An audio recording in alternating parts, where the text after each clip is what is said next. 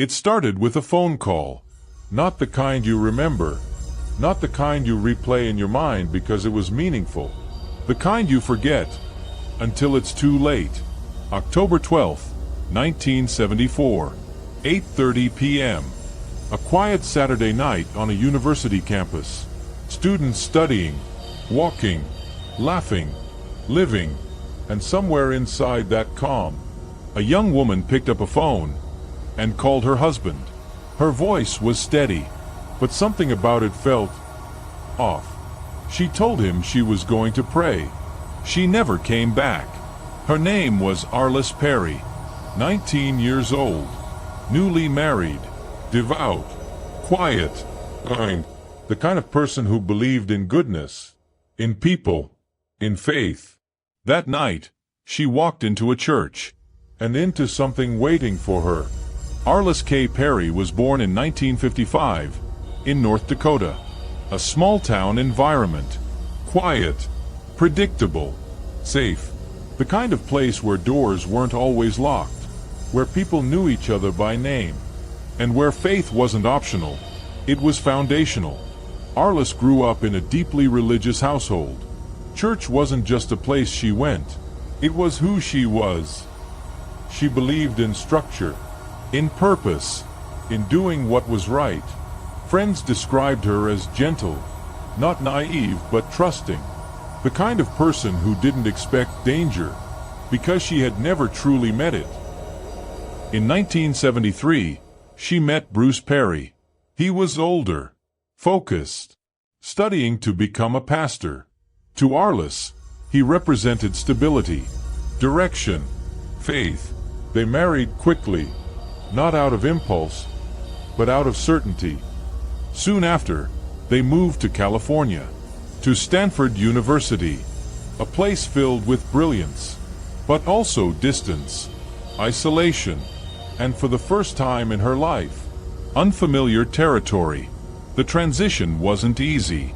New city, new marriage, new expectations, and like many young couples, they had their first real arguments. Nothing explosive, just tension, adjustment, pressure. The night before her death, Arlis needed clarity, so she went to the one place that had always grounded her, the church. That's when something shifted. She wasn't alone. A man approached her, a security guard. But something about the interaction unsettled her. It wasn't what he said, it was how he said it. The tone, the presence, the feeling. She told her husband, she told her mother, but like many instincts we ignore, it was brushed aside. October 12th, the day everything changed. The day that started like any other, and ended in silence. Bruce had plans that evening. A prayer group, routine, familiar. Arlis said she would meet him later, but first, she needed to go back to the church, back to the place where something didn't feel right. She packed slowly, deliberately.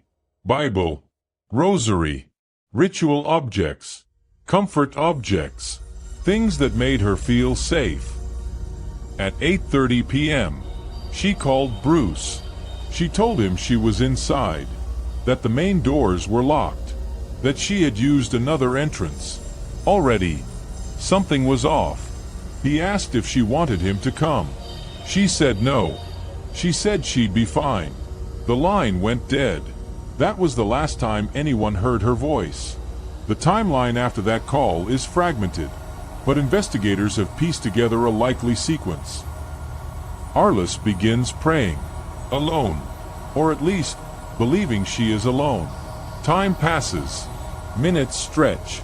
The church grows quieter, darker, heavier, and somewhere within that silence, someone else is there, watching, waiting.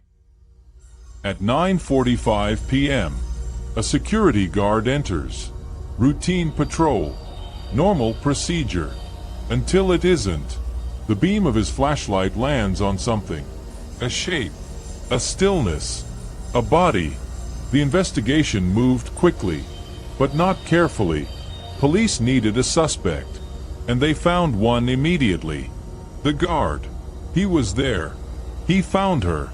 He reported it. Too convenient. But evidence didn't follow theory.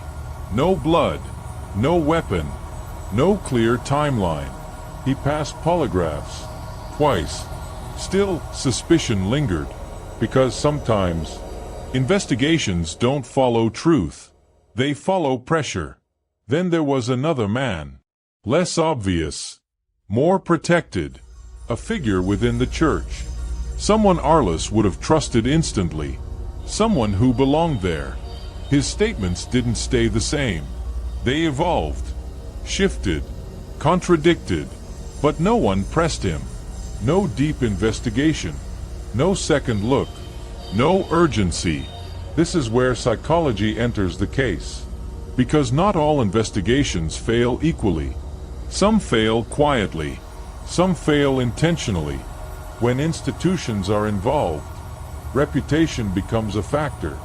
Power becomes a shield. And truth becomes negotiable.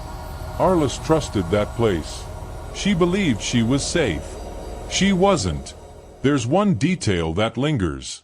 The phone call. Short. Abrupt. Unfinished. He didn't call back. He didn't go to her. He assumed. And that assumption may have been the final window.